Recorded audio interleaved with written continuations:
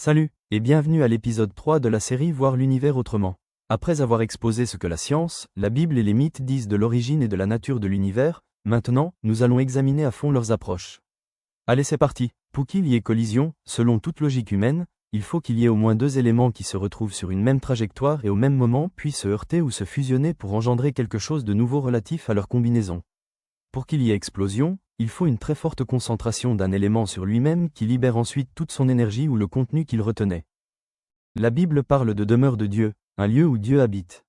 Mais comment peut-on parler de lieu si le temps et l'espace n'existaient pas encore? Comment les divinités pourraient-elles exister sans l'espace-temps? Comment pourraient-elles créer l'espace et le temps si ces notions n'existaient pas encore? Que ce soit scientifiquement, bibliquement ou mythologiquement, il est logique de penser l'espace et le temps comme le cadre nécessaire où ces événements se produisent ou ces entités évoluent. Et surtout, selon la science, aucun être ni phénomène ne peut exister hors du temps et de l'espace, quelle que soit sa nature, humaine, divine, etc. De cette logique découle une conclusion importante. Aucune entité ne peut être l'origine de l'espace-temps si l'on admet que les phénomènes d'explosion, de collision ou création nécessitent d'abord un espace et un temps où se dérouler. En tentant de résoudre ces équations en ne manipulant que des inconnus, nous arrivons à une impasse. Les repères classiques n'existent plus et nos catégories habituelles, nommées, situées, expliquées, perdent leur sens. Et c'est ici que la théorie janotienne entre en jeu.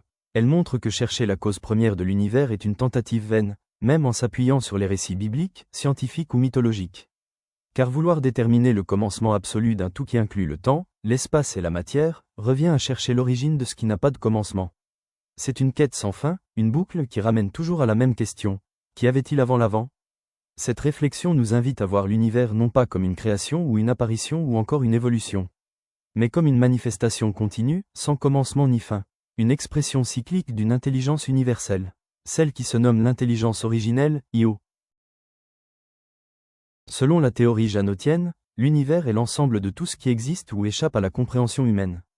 Il ne se manifeste et ne se perçoit qu'à travers ses dimensions réduites. Il n'a ni commencement ni fin, mais est le cycle d'harmonisation éternelle de toutes ces dimensions réduites, une répétition infinie où tout se transforme sans jamais disparaître.